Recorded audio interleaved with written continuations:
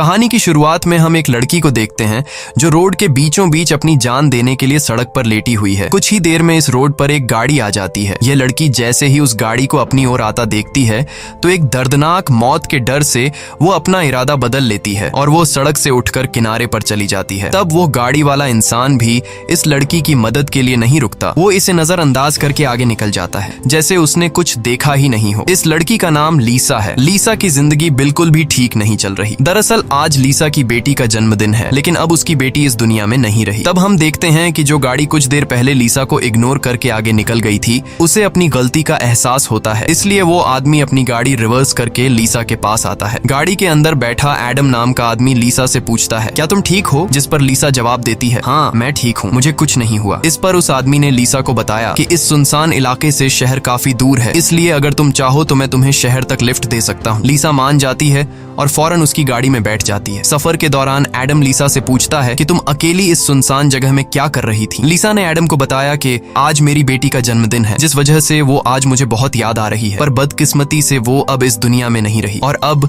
मैं बिल्कुल अकेली हूँ। कोई भी ऐसा नहीं है इस दुनिया में जिससे मैं अपना कह सकूं। लीसा की ये बात सुनकर एडम कहता है, अच्छा इस वजह से तुम रास्ते के बीचों बीच मरने के लिए लेटी हुई थी? जवाब में लीसा ने कहा, मैं मरना नहीं चाहती, बस एक बार किसी तरह से अपनी बेटी से मिलना चाहती हूँ। तभी लीसा कार का रेडियो ऑन कर लेती है। रेडियो पर एक न्यूज चल रही होती है। रिपोर्टर बताता है कि जंगल में एक सीरियल किलर घूम रहा है और आज सुबह इस किलर ने 2 और लड़कियों को मार दिया है। पुलिस के पास उस किलर की तस्वीर तो नहीं है, लेकिन उन्हें इसके बारे में ये जानकारी मिली है कि कातिल एक गोरे रंग का आदमी है जिसके पास ब्राउन कलर की गाड़ी है और उसके दाहिने हाथ पर एक क्रॉस का निशान है। ये खबर सुनकर लीसा के पैरों तले जमीन खिसक जाती है, क्योंकि रिपोर्टर रेडियो पर जिस कातिल का हुलिया बता रहा था वो कोई और नहीं बल्कि एडम ही था। उसके हाथ में क्रॉस का निशान देखकर लीसा बहुत ज्यादा डर जाती है। इससे पहले कि लीसा खुद को बचाने के लिए कुछ कर पाती, तभी एडम अचानक जोर से कार का ब्रेक लगाता है, जिससे लीसा का सर तेजी से कार की डैशबोर्ड से जा टकराया और लीसा बेहोश हो गई। कुछ देर बाद जब लीसा की आंखें खुलीं, तब उसने खुद को एक अजीब से बंकर में कैद पाया जो चारों ओर से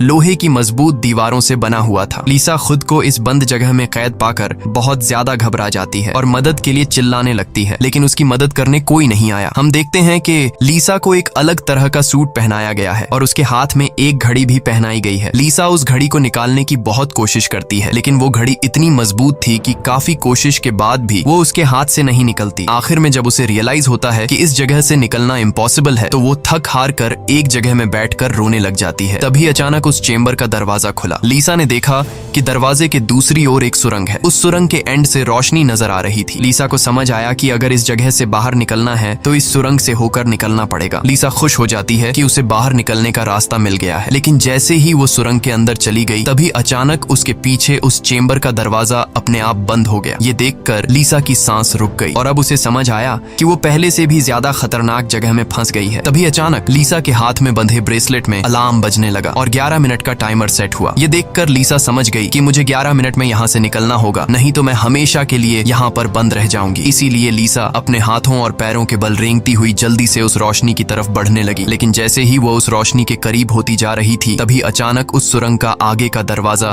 धीरे धीरे बंद होने लगा। ये देखकर लीसा और तेजी से आगे बढ़ने लगी, लेकिन जब वो उस दरवाजे के पास पहुंची तो वो दरवाजा पूरी तरह से बंद हो चुका था। लीसा को कुछ समझ नहीं आ रहा था कि अब यहाँ से कैसे निकला जाए। वो चीख चीख कर रोने लगी। तभी उसकी नजर उस दरवाजे के बगल से जा रही एक दूसरी सुरंग पर पड़ी, लेकिन वो रास्ता बहुत ज्यादा तंग था। लीसा को अब कोई और दूसरा रास्ता नजर नहीं आ रहा था, इसलिए लीसा हिम्मत करके किसी तरह सुरंग के अंदर चली गई और काफी मुश्किलों के बाद वह उस रास्ते को पार कर लेती है और आगे बढ़ते हुए एक ऐसी जगह पर पहुंच जाती है जहां एक प्लेटफॉर्म की तरह 2 रास्ते बने हुए थे। एक रास्ता ऊपर से जा रहा था और दूसरा रास्ता नीचे से। लीसा को कुछ समझ नहीं आया और वह ऊपर के रास्ते को चुनती हुई घुटनों के बल आगे बढ़ने लगी, लेकिन थोड़ा आगे जाते ही नीचे का फ्लोर ऊपर उठने लगा। अगर वक्त रहते लीसा वहां से नहीं निकल पाई तो नीचे का रास्ता उसे ऊपर चिपका कर मार देगा। लीसा डर के मारे तेजी से आगे बढ़ने लगी। वो उस जगह के बीच बस पिसने ही वाली थी कि तभी इस सुरंग के एंड तक उसका हाथ पहुंच जाता है और जैसे ही वो रास्ता पूरी तरह से बंद होने वाला था, लीसा अपनी जान बचाकर वहां से निकलने में कामयाब हो जाती है। खुद को कुचलने से बचाकर वो एक सुकून की सांस लेती है, लेकिन उसे पता नहीं था कि अब उसके लिए मुश्किलें और भी बढ़ने वाली हैं, क्योंकि आगे का रास्ता और भी ज्यादा खतरनाक है। तभी उसके घड़ी में अलार्म बज उठा। ये अलार्म बता रहा था कि आधा समय बीत चुका है और अब उसके पास सिर्फ 5 मिनट बाकी है। इसीलिए वो अब फिर से आगे बढ़ने लगी। जहाँ उसे थोड़ी दूर दूर जाते ही रास्ते में कोई इंसान लेटा हुआ दिखाई दिया। लीसा जब उसके करीब आई तो उसने देखा कि वो कोई जिंदा इंसान नहीं बल्कि एक जली हुई डेड बॉडी है जिसकी हालत बहुत खराब है। उस लाश के हाथ पर भी वैसी ही घड़ी बंधी हुई थी जैसी लीसा के हाथों पर बंधी थी। लीसा को समझ आ गया कि ये इंसान भी मेरी तरह इस सुरंग से निकलने की कोशिश कर रहा था, लेकिन वो यहाँ से निकलने में कामयाब नहीं हो सका और मारा गया। मतलब यहाँ से निकलना इम्पॉसिबल है। इस डेड बॉडी को देखकर लीसा की यहाँ से निकलने की बची कुची उम्मीद भी टूट गई, लेकिन उसने किसी तरह हिम्मत जुटाई और इस डेड बॉडी को साइड पर करके आगे बढ़ने लगी। जब वो घड़ी की तरफ देखती है तो उसके पास सिर्फ 2 मिनट का टाइम बचा हुआ था, इसीलिए वो और तेजी से आगे बढ़ने लगी। तभी अचानक एक मजबूत लोहे की सलाखों ने आकर उसका रास्ता रोक दिया। साथ ही उस सुरंग की दीवारों में से ढेर सारे हीटिंग पाइप निकलकर बाहर आने लगे और उस जगह को गर्म करने लगे। ये देख लीसा पूरी तरह से घबरा गई। वो समझ गई कि जल्द ही उसकी भी लाश उस जले हुए इंसान की तरह इस सुरंग में पड़ी होगी। उसे आगे क्या करना है कुछ समझ नहीं आ रहा था। तभी उसके पीछे दीवार का एक छोटा सा सेक्शन खुल गया, जिसे देख लीसा पीछे की तरफ रेंगती हुई उसके अंदर घुस गई। अगले ही पल एक कांच के दरवाजे ने इस सेक्शन को पूरी तरह से बंद कर दिया। जैसे ही लीसा के हाथ में बंधी घड़ी में टाइमर 0 पर पहुंचा, तभी उन हीटिंग पाइप से आग फुंवारे की तरह निकलने लगी और देखते ही देखते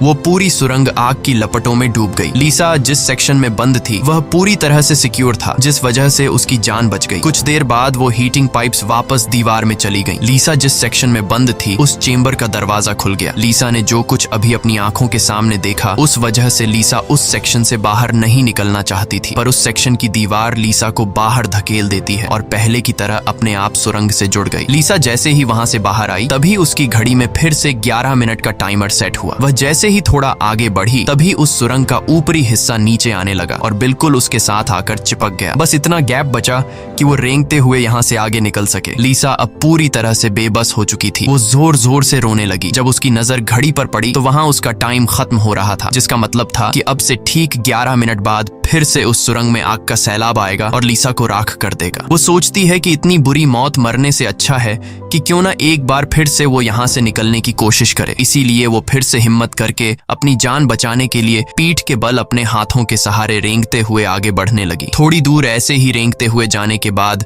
वो सुरंग खत्म हो गई और आगे पानी का एक टैंक आ गया। लीसा बहुत ज्यादा थक गई थी और प्यास ने उसका बुरा हाल कर दिया था। वो इसी तरह लेटे हुए हाथों की मदद से पानी पीकर अपनी प्यास बुझा लेती है। जब उसने अपनी घड़ी की तरफ देखा तो अब सिर्फ 8 मिनट रह गए थे। अब पानी के अलावा उसे कोई और दूसरा रास्ता नहीं दिखा, इसलिए वो एक लंबा सांस लेते हुए पानी में ही उतर गई। पानी में उतरने के बाद टैंक काफी बड़ा था। उसे अब समझ नहीं आ रहा था कि किस तरफ जाना है। वो यहाँ वहाँ पानी में निकलने का रास्ता ढूंढने लगी, मगर उसे कोई भी निकलने का रास्ता नहीं मिला। दूसरी तरफ जहाँ से वो इस टैंक में उतरी थी वह रास्ता भी बंद हो चुका था। अब उसकी सांस भी खत्म होने लगी थी। तभी टैंक में से ऊपर की तरफ एक दरवाजा खुल गया। लीसा जल्दी से उस दरवाजे से होते हुए ऊपर निकल आई। बाहर निकलते ही उसने जोर जोर से सांसें लीं और आगे का रास्ता तय करने लगी, लेकिन लीसा बहुत ज्यादा थक चुकी थी। आगे बढ़ना उसके लिए बहुत मुश्किल हो रहा था और कुछ ही देर में भारी थकान की वजह से लीसा की बीच रास्ते में ही आंख लग गई। लेकिन तभी लीसा के कानों में किसी के चीखने की आवाज गूंज उठी। वहां और भी कोई था जो मदद के लिए पुकार रहा था। उसकी आवाज सुनकर लीसा के अंदर बचने की एक उम्मीद जाग उठी, इसीलिए वो जल्दी से उस आवाज का पीछा करने लगी। अचानक एक जगह उसके ठीक नीचे एक दरवाजा खुला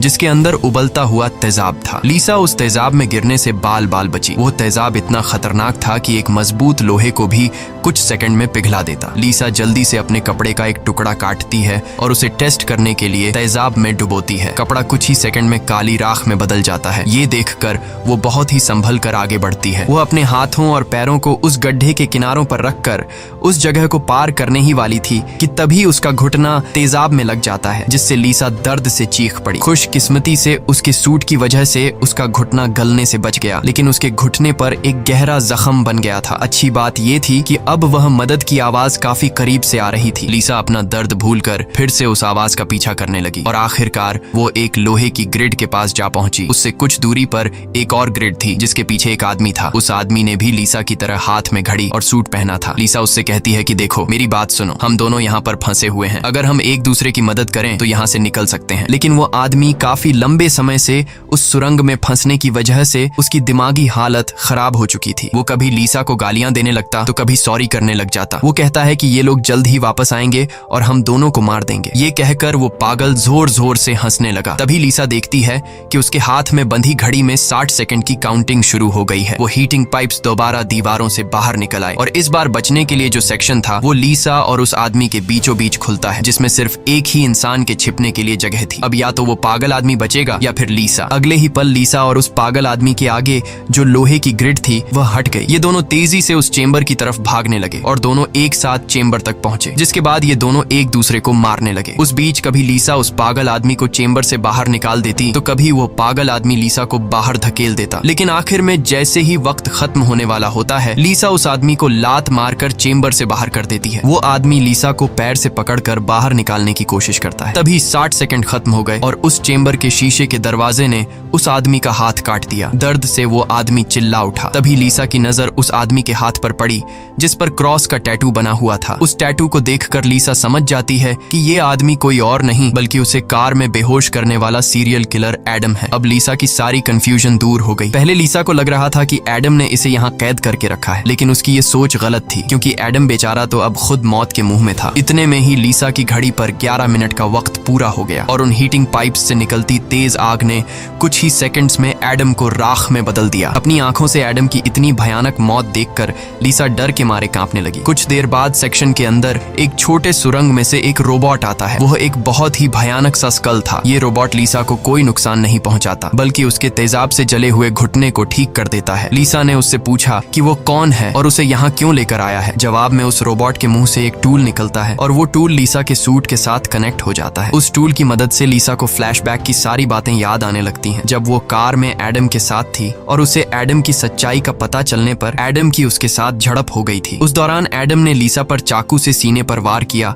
और कार से बाहर फेंक दिया था। उसी पल लीसा को आसमान से उसकी ओर आती एक सफेद रोशनी दिखाई दी थी, जिसके बाद लीसा वापस प्रेजेंट में आती है। लीसा को अब एक बात समझ आ जाती है कि उन एलियंस ने ही दरिंदे एडम से उसकी जान बचाई थी और उसे यहाँ लाए थे, लेकिन वो उसे यहाँ क्यों लाए थे ये बताए बिना ही वो रोबोट वहां से निकल गया। लीसा ये भी समझ जाती है कि ये लोग जो भी हैं वे उसे मारना नहीं चाहते, बस उसे इस गेम को पार करना होगा, तभी वो यहाँ से निकल पाएगी। लीसा अब आगे का रास्ता तय करने उस चेंबर से बाहर आ गई। एडम का कटा हुआ हाथ भी वहां पर पड़ा हुआ था। उसी समय लीसा को उस कटे हाथ पर टाइमर के नीचे कुछ सिंबल्स दिखाई दिए। लीसा उन सिंबल्स का मतलब समझने की कोशिश कर ही रही थी कि तभी एक घूमता हुआ पंखा उसकी ओर आने लगा। उसे देख लीसा अपनी जान बचाने के लिए पीछे हटने लगी और उससे बाल बाल बचती हुई एक छेद से ऊपर की सुरंग में चली गई। तभी अचानक उसे सुरंग के ऊपर से किसी के चलने की आवाज सुनाई दी। वो आवाज एक जगह पर जाकर रुक गई। उस जगह पर सुरंग का ढक्कन खुला और उसमें से एक भयानक सा क्रीचर उतरा, जो देखने में तो इंसान था लेकिन जानवरों की तरह घुरा रहा था। उसका शरीर पूरी तरह से जल चुका था और उसकी आंखें सफेद पत्थर की तरह चमकदार थीं। तभी लीसा की नजर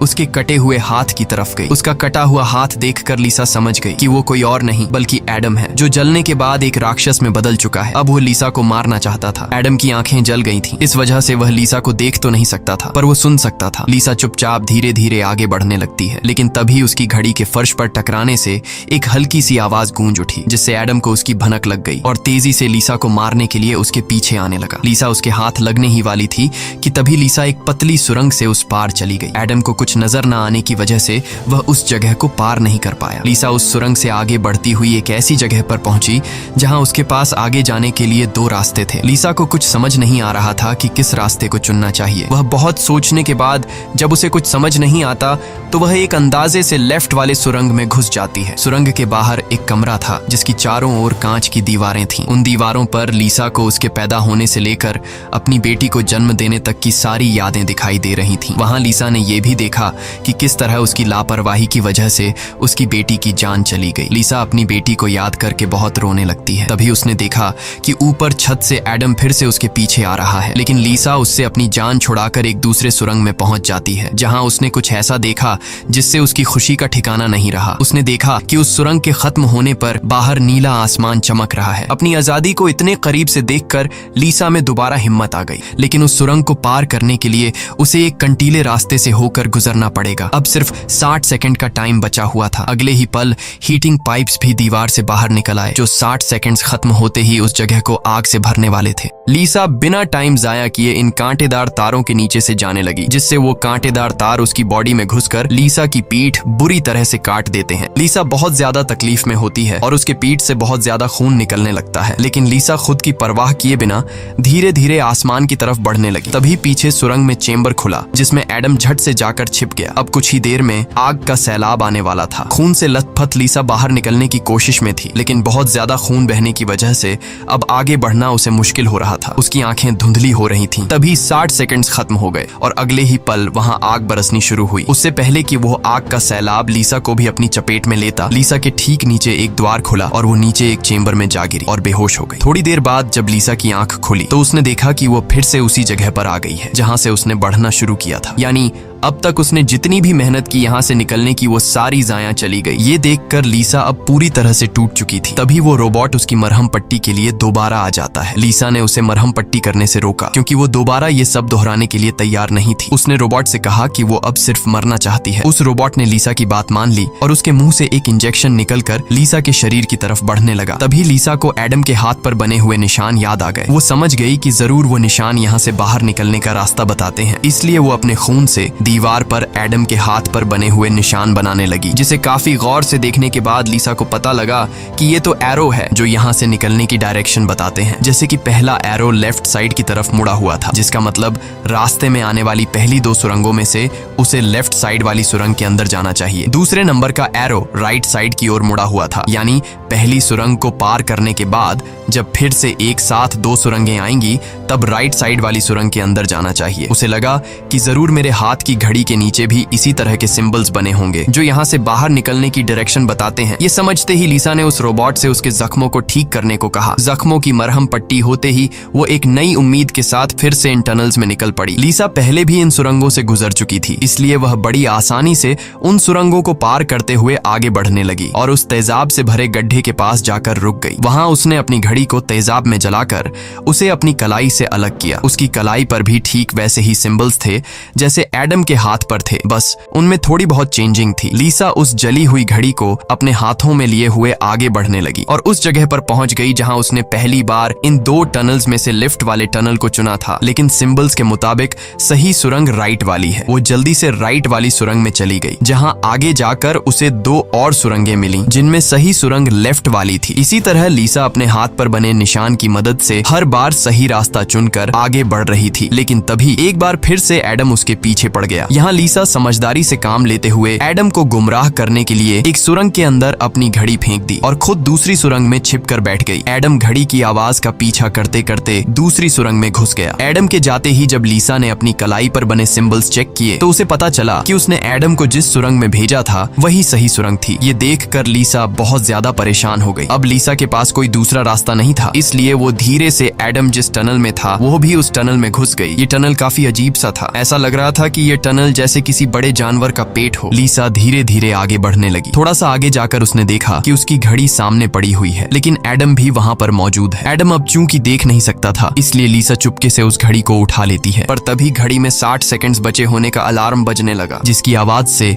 एडम को लीसा की भनक लग गई। वह दोबारा लीसा का पीछा करने लगा। उससे बचने के लिए लीसा जिस रास्ते से आई थी उसी रास्ते से वापस भागने लगी। उस वक्त लीसा की घड़ी में 60 सेकंड्स का काउंटिंग शुरू हो चुका था और सुरंग से हीटिंग पाइप्स भी निकल आए थे। साथ ही सुरंग में बचाव चेंबर भी खुल चुका था। लीसा जल्दी से उस चेंबर में जाकर छिप गई। एडम भी वहां तक पहुंच जाता है, लेकिन अब काफी देर हो चुकी थी क्योंकि उस चेंबर को शीशे के दरवाजे ने बंद कर दिया था। यहाँ लीसा एडम को चिढ़ाने के लिए उसे मिडिल फिंगर दिखाती है, पर बदकिस्मती से इस बार आग बरसाने वाले हीटिंग ट्यूब्स आग बरसाए बिना ही अंदर चले गए, जिसके बाद चेंबर का दरवाजा भी खुल गया और अगले ही पल एडम लीसा पर टूट पड़ा। लीसा भी खुद को बचाने के लिए एडम से लड़ पड़ी और उस शैतान के सर को अपने पैरों से दबाने लगी। पीछे से चेंबर की दीवार भी लीसा को आगे की तरफ धकेलने लगा, जिससे उस शैतान एडम का सर कुचल गया और फाइनली लीसा को एडम से छुटकारा मिल गया। लीसा अब अपने रास्ते पर आगे बढ़ने लगी, जहां आगे चलकर उसे वापस 2 रास्ते मिले। उसकी कलाई पर बने सिंबल्स के मुताबिक उसे राइट वाले सुरंग से जाना था और ये उस भूल भुलैया की आखिरी सुरंग थी। लेकिन तभी लेफ्ट वाली सुरंग से एक लड़की बाहर निकल आई। उसे देख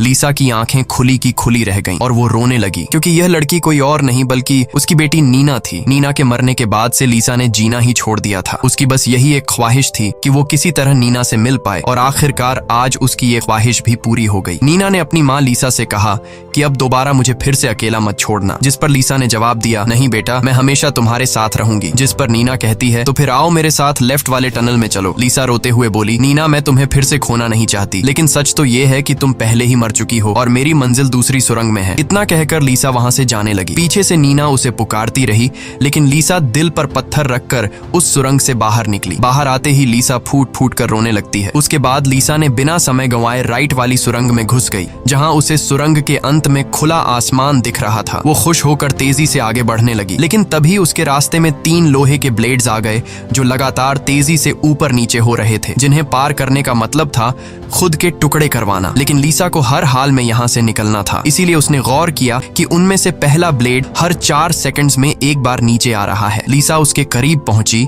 और जैसे ही वो ब्लेड ऊपर गया तो 4 सेकंड्स पूरे होने से पहले झट से उस पार चली गई। उसके बाद वो दूसरे ब्लेड के पास पहुंच जाती है। इसी तरह दूसरा ब्लेड हर 3 सेकंड्स में नीचे आ रहा था। लीसा ने हिम्मत दिखाते हुए उसे भी पार कर लिया, लेकिन लास्ट वाला ब्लेड सिर्फ 2 सेकंड्स में नीचे आ रहा था, जिसे पार करना लीसा के लिए बहुत ही मुश्किल था। पर आजादी की चाहत में लीसा ने उसे भी पार तो कर दिया, लेकिन बदकिस्मती से उसका पैर ब्लेड के बीच आकर कट गया। लीसा का दर्द से बुरा हाल हो गया था, लेकिन लीसा अपने पैर की परवाह किए बिना सुरंग के एंड तक पहुंच जाती है, जहां उसे खुला आसमान नजर आ रहा था। लेकिन जैसे ही उसने अपना हाथ सुरंग से बाहर निकालने के लिए आगे बढ़ाया, उसका हाथ सामने लगाए स्क्रीन पर जा लगा, जहां खुले आसमान का वीडियो चल रहा था। ये देखकर लीसा बहुत ज्यादा मायूस हुई। उसने कहा, मैंने वो सब कुछ किया जो मुझे करने को कहा गया था। उसके बाद वो पागलों की तरह हंसने लगी। तभी सुरंग से हीटिंग पाइप्स निकल आए, क्योंकि अब कुछ देर बाद 11 मिनट का टाइम खत्म होने वाला था। लीसा अब सुकून से मौत का इंतजार करने लगी, लेकिन इस बार वो हीटिंग पाइप्स उसे जलाए बिना ही वापस सुरंग में चली गई। तभी अचानक सुरंग का ऊपर का हिस्सा खुल गया और एक तेज रोशनी लीसा पर पड़ी। लीसा का शरीर अपने आप हवा में उठने लगा